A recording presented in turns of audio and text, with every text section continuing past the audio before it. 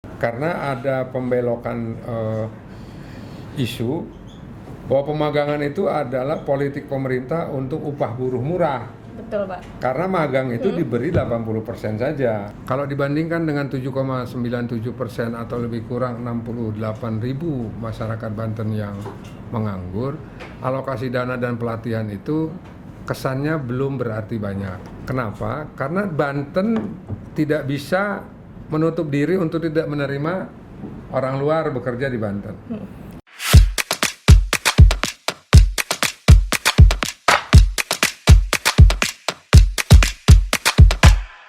Assalamualaikum warahmatullahi wabarakatuh. Apa kabar Sobat Radar Banten Podcast? Pada episode kali ini tentunya saya Umi Umdatul Janah akan menemani perbincangan kita pada hari ini.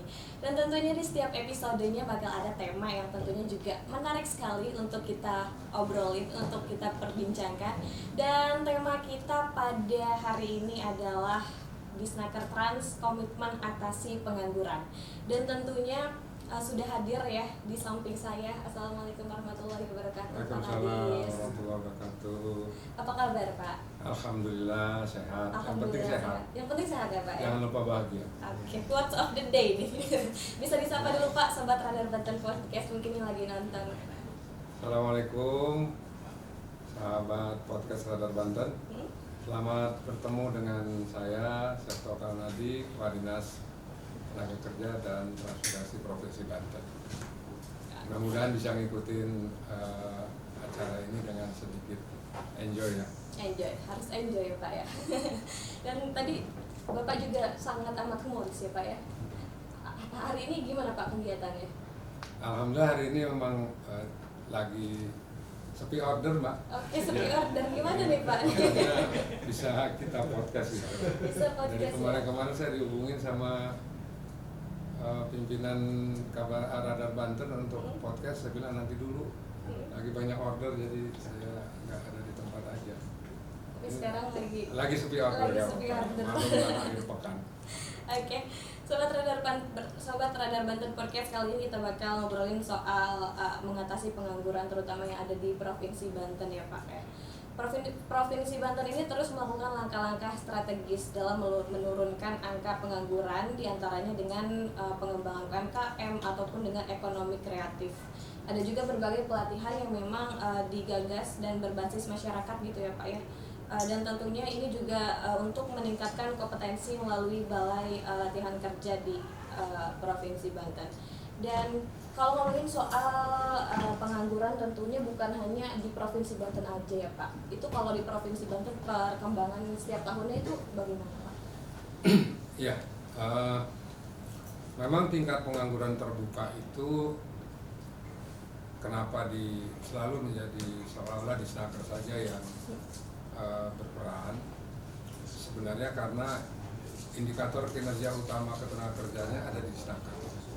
Tetapi ada cascading program yang kita buat itu diampu oleh seperti tadi Mbak sebutkan UMKM, ada Dinas Koperasi dan UMKM, kemudian industri kreatif ada di pariwisata, kemudian juga kita di Dinas Pendidikan juga kita berupaya. Dinas Pendidikan mulai membuat satu kurikulum yang langsung bertujuan untuk bagaimana mensinkronkan link and match itu antara kebutuhan industri dengan supply SDM yang ada di kita. Nah, upaya-upaya yang kita lakukan tidak bisa kerja sendiri saja. Kita paling tidak itu Dinas Tenaga Kerja dan Transmigrasi Kabupaten Kota, dinas-dinas terkait UMKM atau pariwisata Kabupaten Kota juga berperan di situ.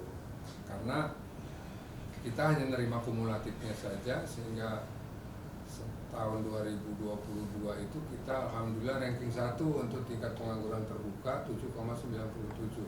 Dan kita selalu bersaing dalam hal rankingan ini dengan Jawa Barat dan DKI karena memang sementara ini pertumbuhan industri, perusahaan-perusahaan industri dan lain sebagainya di 3 provinsi itulah yang besar. Sehingga tahun 2023 ada pergeseran untuk ke Jawa Tengah dan ke Yogyakarta, dari Jawa Timur juga ke arah tengah, sehingga untuk pemerataan itu. Sampai hari ini memang kita mengandalkan industri-industri, perusahaan-perusahaan yang padat karya ya, di mana menyerap tenaga kerja yang besar.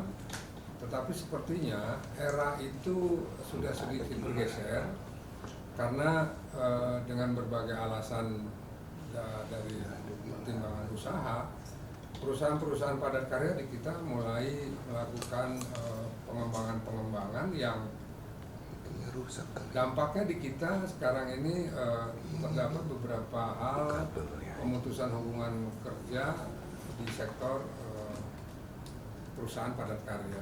Tetapi di pihak lain, investasi di Banten itu meningkat. Hanya mungkin kalau saya sebut ada satu yang anomali, perusahaan yang berinvestasi di Banten, keterkaitan dengan penyerapan tenaga kerjanya itu relatif kecil. Misalkan contoh yang dikunjungi Bapak Presiden kemarin di satu perusahaan yang di daerah Cirebon, investasi 60 triliun dan baru beroperasi di 2025, tetapi penyerapan tenaga kerjanya bila itu sudah maksimal beroperasi hanya berkisar 500 orang. Itu yang mungkin pergeseran-pergeseran itu yang perlu diantisipasi, sehingga untuk tahun 2024 kebijakan pemerintah Provinsi Banten dan pemerintah Kabupaten Lebak membuka hampir 12.000 hektar kawasan industri baru dengan tagline-nya Green Industri di daerah Cileles, Kabupaten Lebak. Kemudian dari beberapa kegiatan-kegiatan yang kita lakukan sesuai dengan ya dalam hal ini resources yang kita miliki, BLKI provinsi itu baru ada satu, yaitu di Serpong. Kalau BLKI atau Balai Besar Vokasi dan Produktivitas yang di Jalan Raya Serang Pandeglang itu milik Kementerian Ketenagakerjaan. Nah, kita akan berupaya paling tidak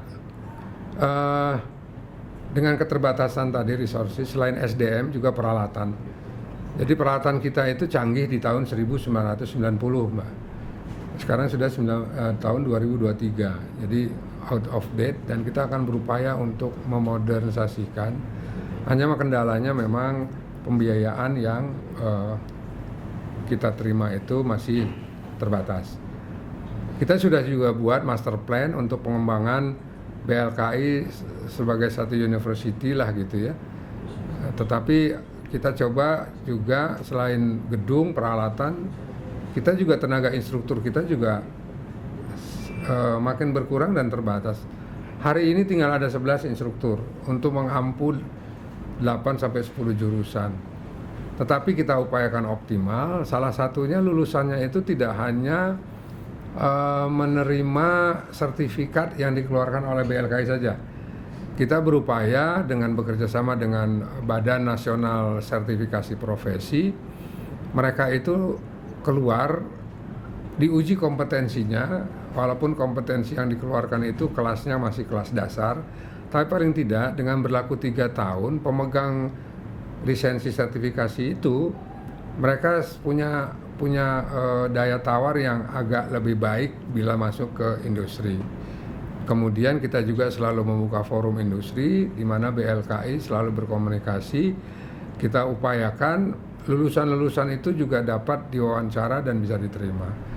Sementara ini kita sedang berjalan kerjasama dengan PT Sanken, dengan PT Planet Ban. Jadi lulusan-lulusan itu di assessment oleh mereka dan itu menjadi bagian dari pegawai, apakah statusnya pegawai kontrak, magang atau purna waktu. Tapi kita berharap itu dapat bisa terserap di lingkungan kerja di kita gitu. Nah, kemudian kita juga berupaya untuk masyarakat secara langsung ada pelatihan-pelatihan dasar yang sepertinya memang sudah tidak up to date lagi pelatihan itu berikan masyarakat, tetapi sebetulnya masyarakat juga masih menunggu itu, seperti make up dasar gitu ya. Kita make up dasar itu pelatihan udah 2 tahun anggaran ini kita lakukan. Itu sasarannya adalah ibu-ibu dan remaja-remaja putri di pedesaan. Karena kita tahu sekarang ini secara tidak sadar bahwa make up dasar itu dibutuhkan juga di kalangan-kalangan tertentu. Misalnya bila akhir tahun ajaran ada wisuda, dari lulusan PAUD sampai lulusan universitas juga ada wisudanya. Itu ternyata membuka peluang untuk mereka berusaha. Kemudian menjamurnya kafe-kafe di tengah masyarakat kita. Nah, sehingga kita ada pelatihan barista.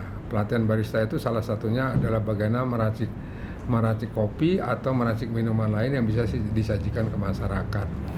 Atau juga kita melakukan pelatihan sablon untuk daerah-daerah tertentu, misalnya di daerah wisata Sawarna di Bayah Timur, atau di Mauk, atau juga di Labuan Anyar, dalam artian mereka bisa mengekspresikan kondisi keindahan alam di sekitarnya dalam bentuk produk yang bisa dijual, dengan sekalian mensosialisasikan objek-objek wisata di mereka.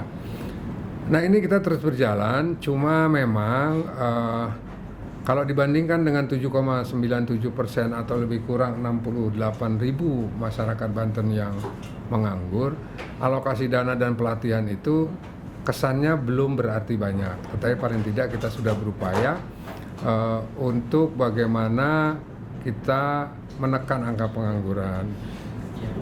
Selain itu juga, kita juga sekarang mengembangkan kerjasama dengan lembaga pelatihan keterampilan kerja swasta, di mana mereka dibuka peluang untuk melakukan kerjasama dengan luar negeri juga terkait dengan pemagangan pekerja-pekerja kita yang di luar negeri. Dan kendalanya memang adalah pelatihan bahasa. Misalnya ditantang untuk menyiapkan 5.000 tenaga hospitality di Jepang. Ternyata bahasa yang diminta adalah kemampuan bahasa level 4. Level 4 itu kalau di TOEFL bahasa Inggris itu setara dengan kisaran 500 sampai 550 sampai 600 poin TOEFL dia. Nah, instruktur bahasa Jepangnya ini juga kita belum punya dari sisi pemerintah, sehingga kita berharap lembaga-lembaga pelatihan kerja swasta mampu juga untuk menyiapkan tenaga-tenaga yang dibutuhkan tadi. Kendalanya mungkin ya berbayar. Nah, bayaran itu mungkin agak sedikit, bagi yang mampu mungkin bisa. Nah, ini yang kita skema-skema ini yang beberapa waktu kita diskusikan. Yang sebelum tahun ini itu ada disebut SDC, Skill Development Center, yang terdiri dari pemerintah, dunia usaha, akademik maupun tokoh masyarakat. Dengan metode pentahelix kita coba mendorong mereka untuk memberikan kontribusi pemikiran bagaimana kita mengembangkan skill SDM di kita, juga bagaimana kita menyiapkan bila terdapat tantangan untuk bekerja di luar negeri. Prospeknya lumayan. Misalnya Timur Tengah juga sudah membuka, sekarang itu ada 3.000 tenaga yang harus dimasukkan. Tetapi kita terkendala dari prosedur-prosedurnya, sehingga tidak menutup kemungkinan juga banyaknya pekerja-pekerja migran yang non prosedural itu banyak, yang ketangkep banyak, yang nggak ketangkep lebih banyak lagi. Nah, itu yang kemarin mungkin viral, misalnya ada pekerja Indonesia yang tertawan di perbatasan Thailand, Myanmar misalnya kan, tapi karena pemberangkatan itu non prosedural, setelah ada masalah baru ya dilaporkan ke kita melalui perwakilan pemerintah Indonesia di luar negeri. Mungkin itu belum bisa untuk bagaimana caranya menekan angka pengangguran secara keseluruhan. Tetapi paling tidak kabupaten kota yang concern kepada menciptakan tenaga-tenaga yang terampil itu ada beberapa kabupaten kota yang kebetulan dukungan APBD-nya juga besar. Mereka juga mengadakan pelatihan operator. Ada pelatihan operator forklift gitu ya, ada operator tentang mesin ringan, ada juga operator tentang jahit. Karena menjahit yang dilatihkan itu tidak hanya menjahit jarum satu saja yang seperti biasa, tapi adalah menjahit istilahnya swing. Swing itu menggunakan jarum, 3 jarum, di mana 3 jarum itu digunakan untuk industri-industri padat karya seperti alas kaki tadi gitu. Itu secara perlahan kita lakukan. Kemudian juga teman-teman saya di PD tadi dengan cascading program tadi, ada juga misalkan Dinas Lingkungan Hidup dan Kehutanan juga melakukan pelatihan untuk bagaimana meningkatkan SDM pengelolaan hutan. Kemudian pertanian juga bagaimana meningkatkan SDM untuk lebih mengangkat produk kopi misalkan yang sekarang ada kopi batu Gunung Karang gitu ya. Nah itu kita coba dalam koordinasi Bapeda untuk menciptakan program-program yang sinergi. Ini kerja besar memang, tetapi kita lakukan kecil, perlahan dan bertahap terus berkembang. Mudah-mudahan ini bisa paling tidak menekan tingkat pengangguran terbuka. Kenapa? Karena Banten tidak bisa menutup diri untuk tidak menerima orang luar bekerja di Banten. Kemudian selama masih di lingkungan di Jakarta misalnya, maka calon-calon pekerja itu akan bertempat tinggal di Banten. Sehingga begitu disurvei ya alamat mereka di Banten, sehingga muncul tingkat pengangguran terbuka Banten melebar. Tapi maaf Pak, ya. Tadi banyak sekali program-program yang memang disebutkan, terutama pelatihan dari BLK sendiri gitu ya Pak. Tapi melihat respon dari masyarakat ini kebanyakan itu merespon gimana Pak?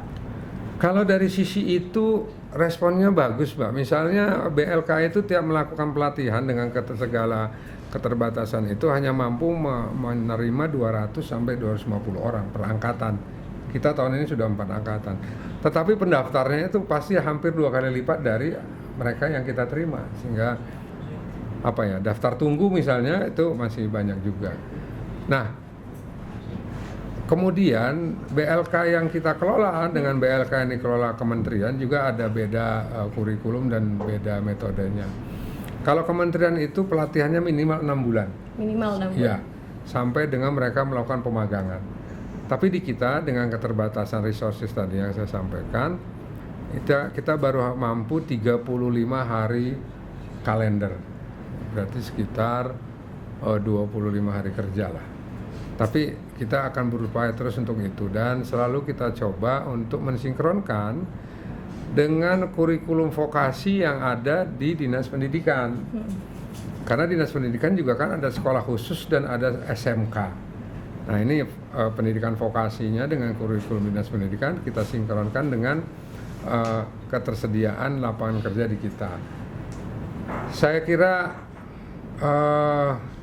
kita belum bisa misalnya mencapai tingkat pengangguran terbuka dengan sampai ke 3 atau 4%, karena memang perkembangan ini terus berlangsung terus menerus, dan lulusan itu tiap tahun juga bertambah kan ya, seperti Pak. Ya.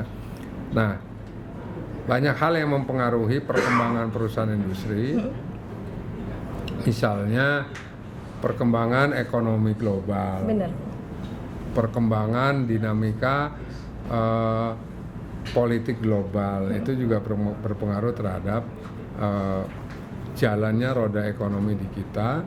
Atau sekarang yang sedang tren yaitu adalah perubahan iklim, dengan adanya El Nino, La Nina dan sebagainya, itu juga berpengaruh terhadap perkembangan perusahaan-perusahaan atau dunia usaha di Banten. Baik Pak, untuk penyerapan tenaga kerja melalui industri ini apakah sudah maksimalkah atau belum Pak untuk di Provinsi Banten ini sendiri? Eh, secara khusus penyerapan tenaga kerja di Banten itu sudah optimal, tetapi terkadang di lapangan kita menemukan kendala. Ada yang dikatakan bukan orang Banten tanda petik, tapi karena secara administratif mempunyai KTP Banten, KTP setempat, ya kita tidak bisa mengatakan itu bukan orang Banten gitu kan. Nah, demikian juga mereka yang melakukan pekerja atau melakukan usaha untuk mendapatkan pekerjaan yang layak tadi. Mereka terkadang melapor ke Dinas Tenaga Kerja Kabupaten Kota untuk mendapatkan kartu kuning, kartu pencari kerja. Tetapi begitu lulus mereka tidak melaporkan lagi. Dianggap sudah biasa, sudah ini nanti kalau perlu bikin lagi kan gitu. Nah, ini yang secara administrasi juga mempengaruhi juga terhadap pelaporan itu. Lalu gimana Pak caranya untuk mengatasi masalah yang satu ini, terutama dari administrasi ini, Pak? Kita berupaya untuk meminta Dinas Tenaga Kerja Kabupaten Kota itu selalu berkoordinasi dengan Dinas Kependudukan dan Catatan Sipil setempat, agar juga bagaimana sosialisasi ini diterima informasinya oleh teman-teman kita yang ada di pemerintahan desa dan kelurahan, karena intinya di desa dan kelurahan untuk menerbitkan syarat-syarat administrasi tadi. Ya, terus-menerus ini upaya kita lakukan gitu. Dan terkadang apa yang sudah kita lakukan agak sedikit terhenti atau stuck bila pejabat-pejabatnya juga dirotasi. Nah, ini juga mempengaruhi kepada pelaksanaan kebijakan kita. Gitu, Mbak. Berarti kerjasama dengan dinas-dinas terkait ya Pak ya untuk mengatasi masalah-masalah kolaborasi seperti itu. Jadi administrasi. Hanya karena indikator kinerja utama ketenaga kerjaannya ada di Disnaker, sehingga seolah-olah urusan mengatasi pengangguran itu ya urusan Dinas Tenaga Kerja, kan gitu ya. Tetapi sebenarnya dari sisi perencanaan program ada cascading program yang terkait dengan OPD-OPD yang lain. Yang tadi saya sampaikan ada dari UMKM, pariwisata.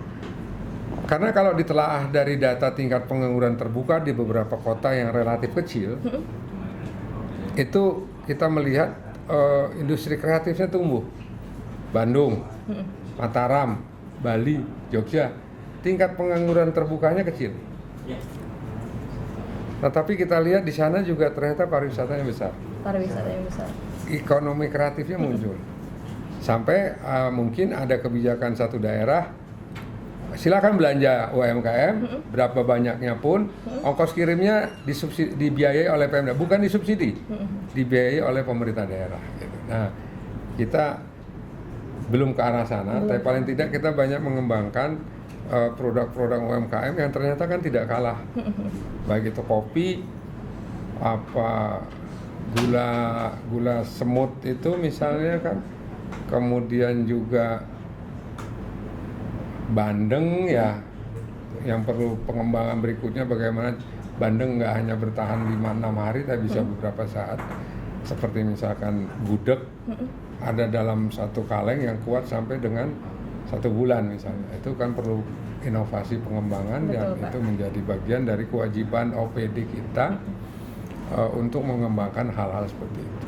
Tadi menarik sekali Pak tentang pertumbuhan pariwisata yang memang kalau dilihat kayaknya di kabupaten itu punya potensi yang lebih besar gitu ya Pak. Itu untuk pemerintah provinsi apakah sudah bekerja sama, berkolaborasi dengan pemerintah-pemerintah yang ada di kota ataupun di kabupaten Pak?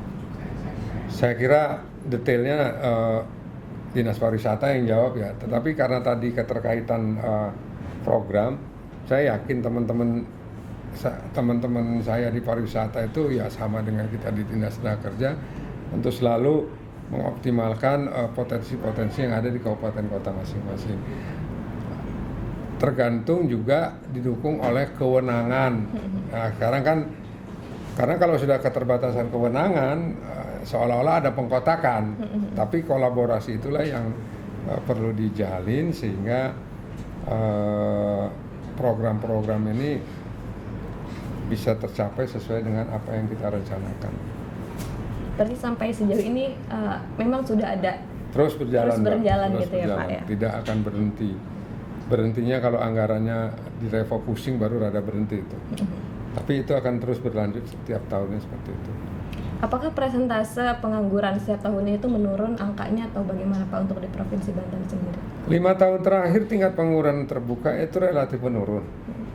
Tidak ya tadinya 2 digit sekarang 1 digit.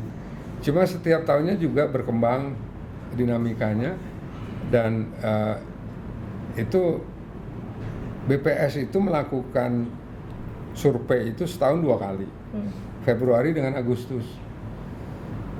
Mungkin kalau Februari itu bagi mereka-mereka yang lulusan tahun sebelumnya belum dapat kerja, dan nanti Agustus yang lulusan tahun itu juga disurvei udah dapat kerja atau belum. Persoalannya mungkin makanya ada Dinas Pendidikan juga berkontribusi terhadap pencapaian keterampilan ini supaya link and match-nya kena.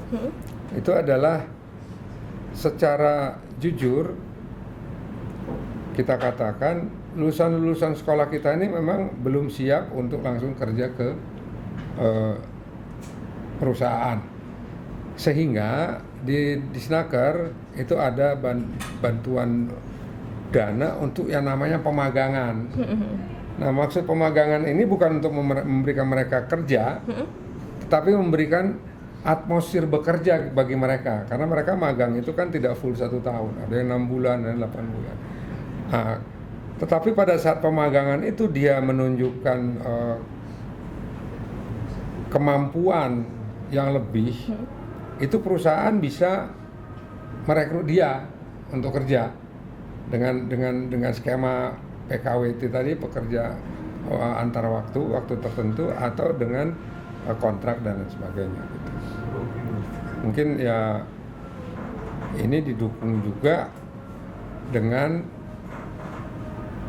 serikat pekerja, karena ada pembelokan isu bahwa pemagangan itu adalah politik pemerintah untuk upah buruh murah.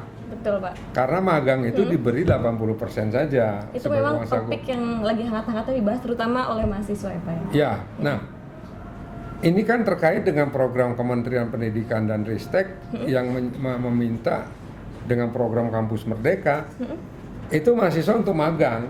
Betul, Pak. Tetapi magang yang ada di kita sekarang itu kan ya mohon maaf untuk ilmu-ilmu tertentu itu magang di kantor, di instansi. Ya nggak jauh nggak dekat, bekerjanya hanya bagaimana memfotokopi, bagaimana melipat surat dan lain sebagainya. Bukan itu juga gitu kan.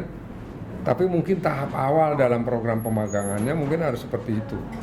Tapi ke depan mereka dilibatkan langsung untuk bergerak dalam siklus pekerjaan di satu tempat. Mereka terlibat dengan kapasitas yang mereka miliki. Nah, kalau di perusahaan tertentu misalkan dengan jurusan-jurusan tertentu, itu bisa saja langsung match gitu ya. Apakah dia mungkin sarjana teknik kimia, ada praktek pemagangan di Chandra Asri atau praktek di Lotte Chemical misalkan, itu bisa mempraktekkan. Tapi mohon maaf kalau misalkan ada yang masuk ke saya di sini sekarang dari jurusan ilmu komunikasi, saya tempatkan di unit PPID, pejabat pengelola informasi daerah. Ternyata banyak juga yang harus dia sesuaikan dengan teori yang dia terima di kampus dengan aplikasi di lapangan terhadap satu saja tentang undang-undang keterbukaan publik misalnya. Nah, mereka paling tidak harus mengkaji itu, sehingga dari situ mungkin diharapkan setelah magang mereka keluar, mereka bikin skripsi gitu kan. Betul Pak. Tapi kalau di Pemda kan nggak mungkin juga mereka jadi P3K atau PNS gitu, karena formasinya juga terbatas. Dan tidak tiap tahun juga ada formasi P3K atau formasi CPNS misalnya. Nah itu yang perlu kita diskusikan lebih banyak lagi dengan stakeholder, bagaimana kita untuk terus-menerus mengawal program ini Sehingga ke depan apa yang dicanangkan di Kementerian Tenaga Kerja, di Kementerian Pariwisata dan Ekonomi Kreatif, di Kementerian Pendidikan Riset dengan Kampus Merdeka Belajar dan Merdeka Kampus dan Merdeka Belajar juga merdeka, bukan seolah-olah merdeka sama sekali tidak berbuat apa-apa gitu kan. Nah itu yang perlu kita terus-menerus kita evaluasi, mana yang baik kita tingkatkan, mana yang kurang itu kita perbaiki. Baik. Ya. Luar biasa sekali. Jadi mungkin hal penting yang bisa saya ambil dari obrolan kita tadi, sebenarnya magang ini bukan politik pemerintah upah untuk upah gitu buruh ya, Pak, murah, ya? bukan. Bukan ya Pak ya. Tapi memberikan suasana atmosfer mereka bekerja. Ya. Yang bikin kopi juga bagian dari bekerja mungkin. Betul. Kan gitu. Oke, mungkin terakhir Pak, harapan Bapak adalah mungkin perkembangan pengangguran yang ada di Provinsi Banten. Pak, bisa disampaikan ke sahabat podcast Radar Banten. Iya, saya berharap investasi yang masuk itu akan signifikan. Ada rumus ekonominya, karena saya kebetulan bukan dari ekonomi, mungkin tidak paham, tapi ada rumus ekonominya. Dengan investasi sekian rupiah, dengan investasi sekian dolar katakan, maka harus menyerap sekian ribu tenaga kerja, itu bisa disimulasikan dan diterapkan. Seperti tadi misalkan 60 triliun tapi menyerap tenaga kerja 500 orang, dan itu nanti di tahun 2025 gitu ya. Nah ini kan perlu juga pengkajian seperti itu. Tetapi kita berharap ke depan dengan adanya 12.000 hektar lebih kawasan industri baru di Ciledes Lebak dengan tagline Green Industry, kemudian tertembusnya jalan tol sampai ke Panimbang, itu bisa menghidupkan paling tidak green industry yang ada di selatan, ya, sehingga perkembangan antara utara dengan selatan itu berkembang dengan baik berdasarkan potensi daerah. Utara mungkin sudah tidak bisa maksimal pengembangannya, maka selatan dikembangkan, tetapi dengan tidak merusak lingkungan. Karena perubahan iklim ini udah bukan katanya lagi, karena sudah terjadi. Hari ini aja baru dikasih kemarau seperti ini, yang katanya El Nino-nya itu baru tingkat moderat, belum tingkat resiko tinggi, kita sudah kepayahan terhadap itu. Itu Mbak. Baik, terima kasih Pak sudah ngobrol-ngobrol santai dengan sobat podcast Radar Banten. Mungkin kita nanti bisa ngobrol di lain kesempatan ya Pak ya. Iya, baik, terima kasih Mbak. Baik, sobat podcast Radar Banten, itu dia obrolan kita di episode kali ini. Jangan lupa untuk share, subscribe, dan komen postingan ini agar tidak ketinggalan di postingan-postingan selanjutnya. Saya Umi Mdatul Jannah, pamit undur diri. Wassalamualaikum warahmatullahi wabarakatuh.